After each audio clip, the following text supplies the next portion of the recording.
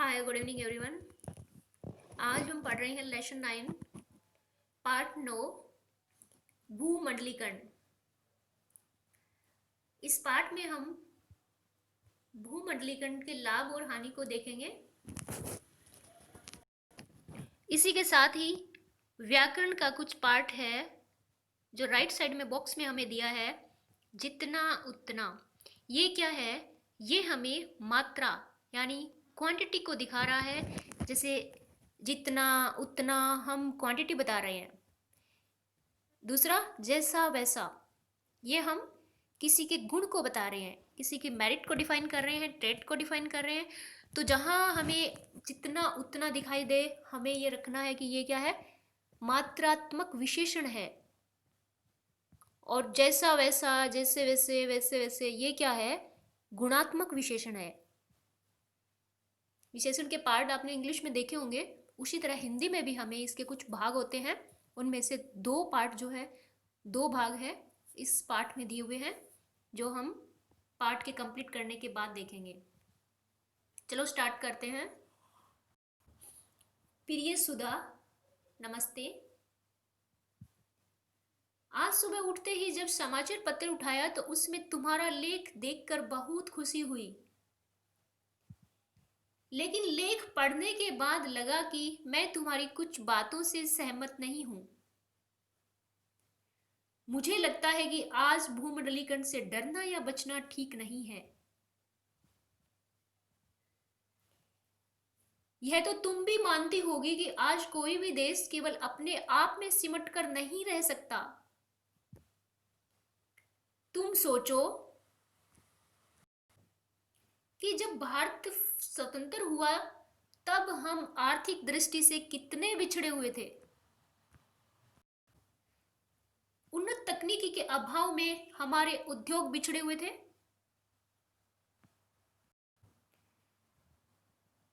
स्वतंत्रता के बाद हमारे उद्योगों को सरकारी संरक्षण दिया गया, विदेशी आयात पर प्रतिबंध लगाए गए। इसके बावजूद हमारी आर्थिक स्थिति में विशेष सुधार नहीं आया।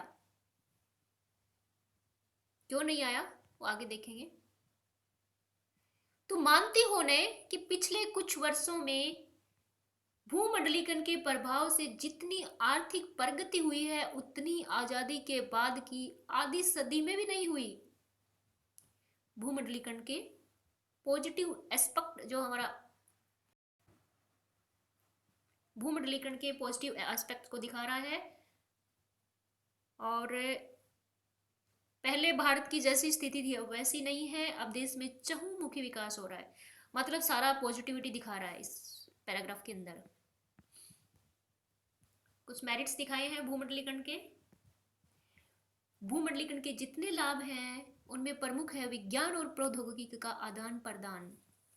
हम देख रहे हैं आज हमारे देश में जो है साइंस और टेक्नोलॉजी है जो काफ़ी अधिक बढ़ चुकी है। और हर वर्क आप देख रहे हैं कि टेक्नोलॉजी पे बेस हो चुका है। और टेक्नोलॉजी बेस्ड वर्क ही हम आज प्रायोरिटी दे रहे हैं, उनको प्राथमिकता दे रहे हैं। विज्ञान और प्रौद्योगिकी का जितना आदान प्रदान होगा भारत जैसे विकासशील देशों को उतना ही लाभ होगा। इसमें कुछ बोल्ड शब्द दिए हुए हैं, जितना उतना। हमें विशेषण समझाने के लिए ये सब यहाँ पे लिखा हुआ है। विकासशील देशों में जहां कच्चा माल अधिक होता है वहां नए नए उद्योग स्थापित हो सकते हैं। उद्योग देखना कैसे लिखा है न्यू हिंदी के अंदर, मॉडर्न हिंदी में उद्योग। जितने नए नए उद्योग लगेंगे उतने नए नए रोजगार के अवसर बढ़ेंगे। देश में बेरोजगारी कम होगी। जैसे जैसे उत्पादन बढ़ेगा वैसे वैसे निर्यात बढ़ेगा। आयात निर्यात पर नियंत्रण जितना कम होगा उतना देश के उद्योगों को लाभ होगा, क्योंकि जहां से कच्चा माल सस्ता मिलेगा हम वहां से उसे खरीदेंगे और तैयार माल की बिक्री जहां अच्छी होगी वहीं उसे बेचेंगे।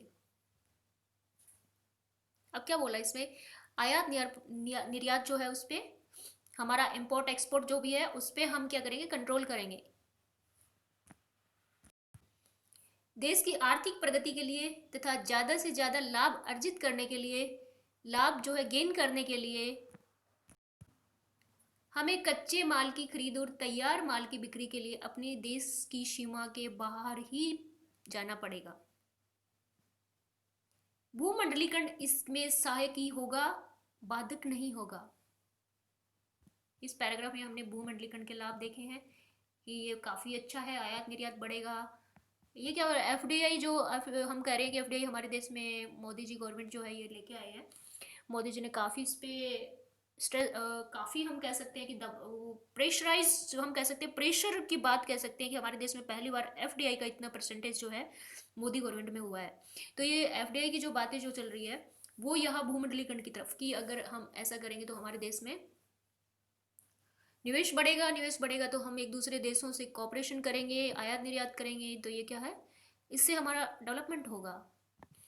दूसरा पैराग्राफ क्या बोल रहा है, भूमंडलीकरण के आर्थिक लाभ हानि पर अधिक विचार तो अर्थशास्त्री ही कर सकते हैं, पर इतना तो मैं जानती हूँ कि हमारी औद्योगिक प्रगति से हमारा उत्पादन और निर्यात जैसे जैसे बढ़ रहा है वैसे वैसे हम भारतीयों के रहन सहन का स्तर भी ऊंचा उठता जा रहा है।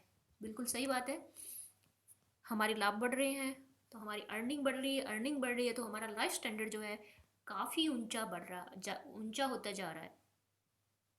हमें जितनी फैसिलिटी सुविधाएं आज प्राप्त है उतनी पहले कभी नहीं थी। मेरा तो यही विश्वास है कि भूमंडलीकरण की प्रक्रिया में भारत एक नई आर्थिक शक्ति के रूप में उभर रहा है। नई आर्थिक पॉलिसी कब आई, 1991 के अंदर, 1991 में। तो नई आर्थिक नीति जो है उसी नीति के बेस पे ये शक्ति की बात कह रहा है कि भूमंडलीकरण की प्रक्रिया में भारत एक नई आर्थिक शक्ति के रूप में उभर रहा है।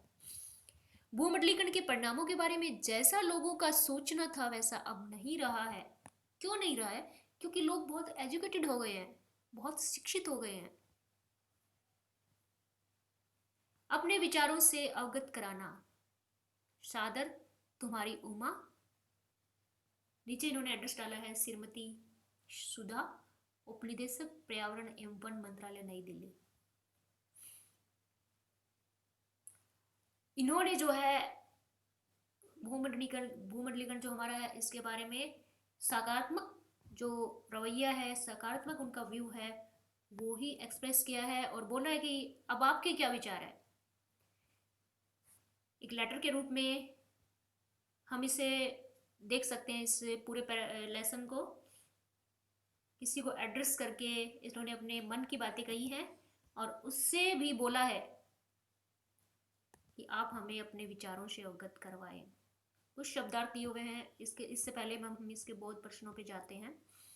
समाचार पत्र में किसका लेख छपा था? पहले उद्योग बिछड़े हुए क्यों थे? चलो पहला प्रश्न देखते हैं, समाचार पत्र में किसका लेख छपा था, मतलब पब्लिश हुआ था, छपा मीन।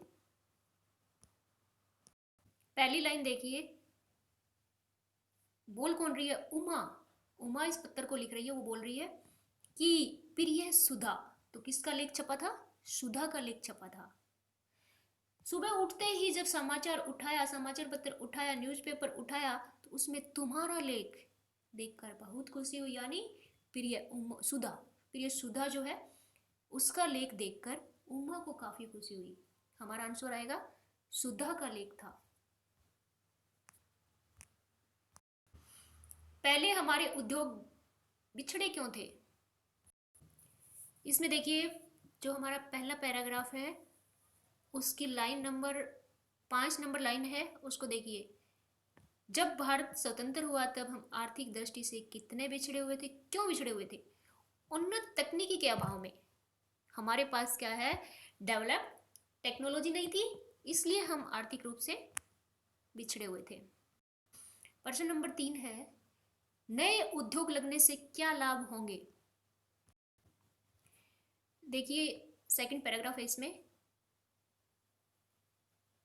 इसके अंदर है फोर्थ लाइन के मिड में देखिए, जितने नए नए उद्योग लगेंगे उतने नए नए रोजगार के अवसर बढ़ेंगे, बेरोजगारी कम होगी, उत्पादन बढ़ेगा और निर्यात बढ़ेगा।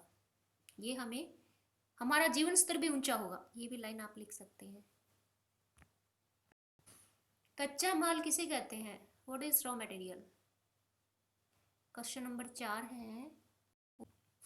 अब देखिए कच्चा माल किसे कहते हैं, इसका डायरेक्ट आंसर इसमें नहीं है, तो हम क्या लिखेंगे कि किसी भी जो उद्योग हम चला रहे हैं, किसी भी उद्योग को चलाने के लिए जो भी पुरुष सामग्री हमें उस उद्योग में प्रयोग की जाती है, किसी भी उद्योग को चलाने के लिए जो भी सामग्री उस उद्योग के अंदर, जो भी मटेरियल कह सकते हैं आप, उस उद्योग में प्रयोग किया जाता है, उसे हम कच्चा माल कहते हैं। और वैसे आप इस कच्चे माल जो है इसको अपनी अपनी लैंग्वेज में कैसे भी, हिंदी में आपके शब्द सही होने चाहिए, आप अपनी भाषा में इसे कैसे भी करके आपके हिसाब से जो भी कच्चा माल है आप, जैसे हम कपड़ा बुनने के लिए हमें क्या चाहिए, फॉर एग्जाम्पल आप ऐसे डाल सकते हैं, उदाहरण के लिए कपड़ा बनाने के लिए हमें क्या चाहिए, हमें रुई चाहिए, जो कपास जो होती है, कपास से फिर धागा, धागे से फिर क्या है, काफ़ी प्रोसेस होने के बाद कपड़े तक आती है। धागे से शायद कपड़ा ही बनता होगा, कपास से धागा, धागे से कपड़ा। तो इस हिसाब से ये जो है इसमें रॉ मटेरियल क्या हुआ हमारा, कपास, रुई। आप रुई को क्या कहते हैं, कपास को क्या कहते हैं, sorry I don't know, but हम लोग इसे रुई या कपास कहते हैं। जो खेतों में वाइट कलर का जो बड़े बड़े पौधे होते हैं, पेड़ तो नहीं होते जिनके, उनसे हम निकालते हैं और उसके बाद उसको मार्केट में सेल करते हैं, जहाँ से वो मशीन में जाके धागे बनते हैं, उनसे कपड़े बनते हैं। तो दैट इज रॉ मटेरियल। भारतीयों के रहन सहन में सुधार आने का कारण क्या मानते हैं? भारतीयों के रहन सहन में सुधार आने का कारण क्या मानते हैं? हमारी देखिए लास्ट पैराग्राफ जो मैं पढ़ रही हूँ सेकंड लाइन में, हमारी औद्योगिक प्रगति, हमारी औद्योगिक जो प्रगति हुई है ना, उसी से देखो हमारा उत्पादन बढ़ा है, हमारा निर्यात बढ़ा है। तो इससे क्या है, भारतीयों का रहन सहन जो है उसका स्तर काफ़ी ऊंचा हुआ है। तो ऊंचा होने का कारण क्या है, औद्योगिक प्रगति। औद्योगिक देखो कैसे लिखा है इन्होंने, ओ द, काफ़ी पहले टेस्ट में मुझे काफ़ी लोगों ने पूछा था औद्योगिक कैसे लिखते हैं, तो ये देखो यहाँ इसका कहीं भी जो ओल्ड हिंदी में, जो पुरानी हिंदी में औद्योगिक साथ में मिक्स करके लिखते हैं, वो पूरे पैराग्राफ में यूज नहीं किया गया है। ओके गाइस, हमारा ये पार्ट कंप्लीट हो गया है। इसके साथ ही हम शब्दार्थ, वीडियो बड़ा नहीं हुआ, हम शब्दार्थ को भी कंप्लीट कर लेते हैं। एग्री, सहमत होना। बैकवर्ड, पिछड़ा हुआ, काफ़ी निम्न स्तर का जो होता है, बैकवर्ड इलाका, बैकवर्ड एरिया हम बोलते हैं। ग्लोबलाइजेशन, भूमंडलीकरण, भूमंडलीकरण हम लेसन पढ़ते आ रहे हैं, पाठ पढ़ते आ रहे हैं, इसको इंग्लिश में क्या बोलते हैं, ग्लोबलाइजेशन। इंडस्ट्री, उद्योग। टेक्निक होता है तकनीक।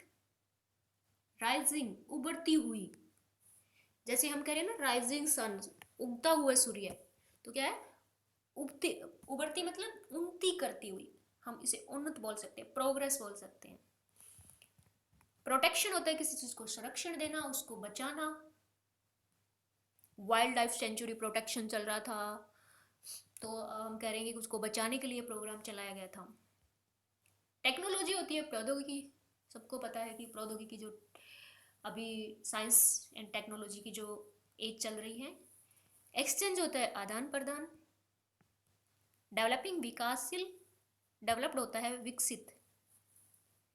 एम्प्लॉयमेंट, रोजगार। एक्सपोर्ट होता है निर्यात, एक्सपोर्ट क्या है, निर्यात।